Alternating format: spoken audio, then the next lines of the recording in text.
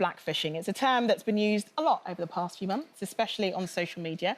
But what does it actually mean? Blackfishing is when a person is accused of trying to pass as black or mixed race using makeup, hair products, or even surgery to alter their physical appearance. Now, Kelly, we've talked a lot about this, and this is something you really wanted to talk about today, wasn't it? Yeah, I think it's a broad subject, and we probably don't have time to cover all of the aspects today, but for me, it's a tricky one because I grew up in a neighbourhood where, you know, white people were in my house a lot. So, you know, they ate black food, they were into black culture, they liked black music, they dressed in a black sense in terms of fashion, and they were brought up in that way. And so there's no way that I could then say, don't talk that way, don't dress that way, because that's who you are, that's how you've grown up, and that organically is who you are. The thing that I take umbrage with is when I see people on, you know, social media and using their platforms to profit from that. If you're a white person and that's who you are, that's how you were born, and then you're altering your colour, you're altering your look, you're altering yourself to look this kind of ambiguous or black, to then profit off that, that's where I kind of draw the line, and I feel like, you know, that for me needs to stop.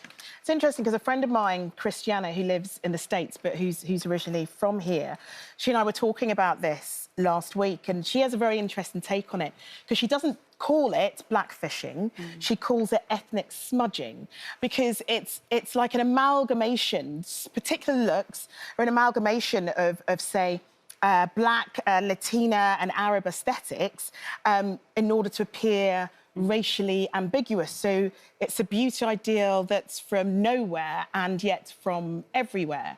And it's the argument that perhaps one could argue that it's a lurch away from Eurocentric beauty ideals, for example. So that quintessential English rose look can be really difficult to achieve. But I think the difficulty is that, you know, being a black person, you pay the price of being that black person. With, you know, your documentary tonight is about to show the cost of being black. It does come at a high price. So it's not just about profiting from the good side. It's about understanding that what that comes with. Being a black person, the amount of challenges that comes in that we face, we don't get to take that off at the end of the day. Oh, Do you know what I mean? I don't get to take off my hair extensions. You know, get rid of my fake tan and take out my hip enhancements and then be something else. So I think it's just about understanding the holistic sense of being a black person rather than just profiting on what you think is attractive now for fashion. And it is, and that's the key there. It's profitable. So you've got particular, say, artists, for example, those who are big on social media, for example.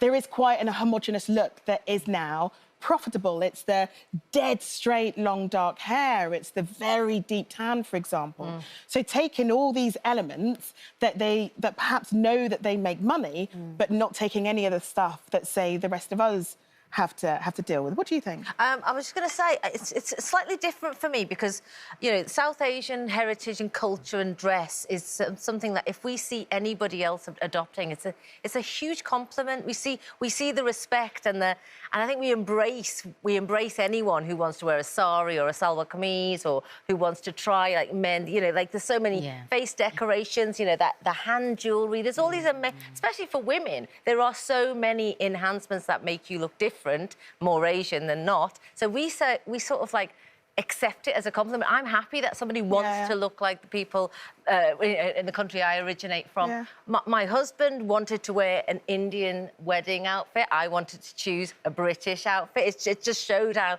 and he really suited it. That's sort of like the collar, you know. But I really like when my friends. I mean, the three of you in saris. One day we should do it. We should do that. We should done it. Yeah. Have you not done it before? I've done it. Honestly, it's amazing. I love my shower.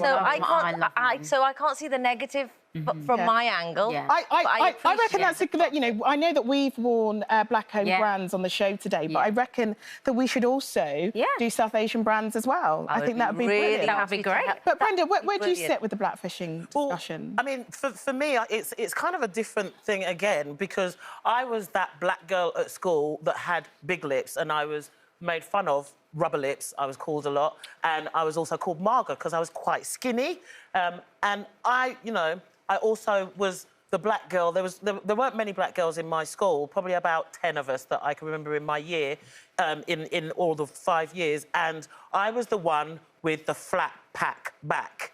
So, you know, they all had... So if everyone knows, you mean your bottom My was bottom, flat. yeah. And marga means skinny, but, you know, if people are wondering what does marga mean. So I was the one at the back of the queue for everything. But I like to say that I've filled out nicely. But I find it really hard now with everything that's going on of some people jumping on to think they're protecting black people. You know, I had somebody basically that sent me a letter saying they'd come to see me in Hairspray and they loved the show, loved the performance, but in the interval they had to leave. They were crying because they were approached by some staff at a theatre who accused them of racism when all they were doing was pointing out a description of a lady, and the person said it was a black lady. And they accused him. And he got really upset, and he's like, I don't know what this is coming, where this is coming from. So it's going too far in the other direction in some circumstances.